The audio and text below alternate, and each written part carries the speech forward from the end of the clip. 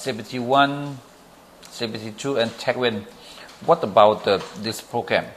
So what we decided is that the CFBT1 is the foundational level for an instructor.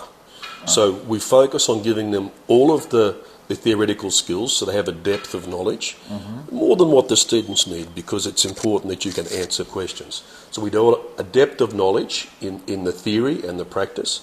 We then introduce them to some small-scale demonstrations that they can use, such as laboratory demonstrations, the doll's house demonstration, that they can help to get the message across rather than just doing theory all the time.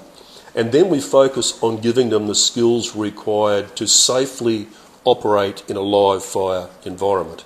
And so I don't have a particular style of prop that I teach, and I can teach in any prop at all. And I teach the students to assess what this prop is capable of delivering safely, and then we teach them how to deliver each learning outcome in a safe manner. Because the live fire environment, it's quite extreme. It can get very hot. If you have qualified and competent instructors, extremely safe. If people don't know what they're doing, there's potential for things to go wrong. So the target audience for level 1 is people that will be teachers. They will go back to their brigade and they will teach. Another really important part of CFBT1 is reading the fire. So we spend quite a bit of time talking about what those fire behaviour indicators mean, look at those patterns and what tactics and strategies we can use to overcome all the hazards that are associated with that. So that's the fundamentals, and focus mainly on single compartment, single level, single compartment, the real foundational knowledge for CFBT. About the CFBT2? So CFBT2 is designed for people that are doing more advanced training. So they won't be working at a training centre where they not only have the fundamental props, but they have a multi-level, multi-compartment prop. And in the beginning with CFBT1, the primary focus is understanding fire behaviour. When we start getting into multi-compartment and multi-level props, we start to look at strategies and tactics. So we're asking our firefighters now to employ the skills we've given them in a scenario. So we'll light a fire, we'll give them a scenario, and we expect them to think for themselves, to use the correct combination of tactics and tools and techniques to get a successful outcome. So obviously on a multi-compartment single level, there's a higher level of risk. 2 or 3 levels, the risk becomes very, very high. And so I base a lot of my training methodologies on Moreton and Marsh. I trained at the Fire Service College there, and I think they had one of the best safety protocols I've seen. And so very important part of that course is developing what I call fire scenario plans.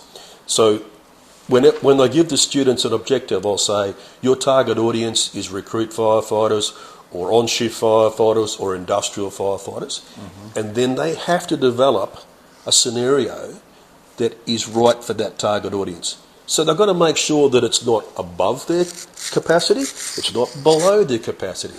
And basically I teach them to hope for the best, but plan for the worst.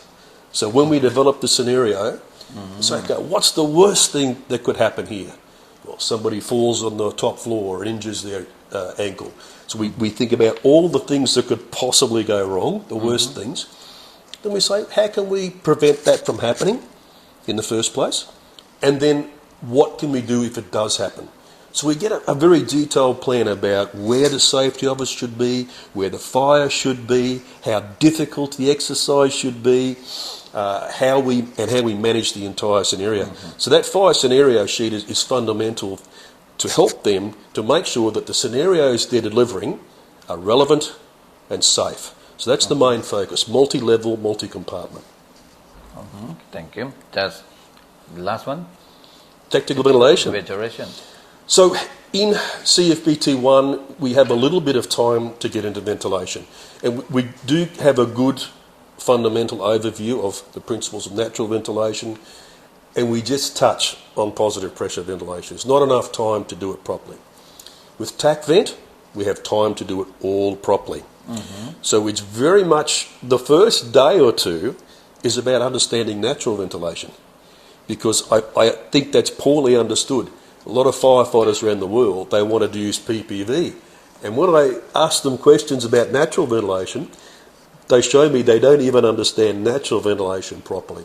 So we go back to the fundamentals of natural ventilation, and then once they've got that, we introduce the principles, the simple principles of positive pressure ventilation, and we have various methods of helping them to give them scenarios that will help the students to understand that if they can see something, they have a better chance of understanding. So we use cold smoke, we use wind flow meters, then we use live fire, and we build up their skills. And so at the end of that course, they'll have enough skill to go back to their fire service and run a 2-day course, for example, a good detailed 2-day course for their own firefighters, and they can do it safely and efficiently. Yes, okay.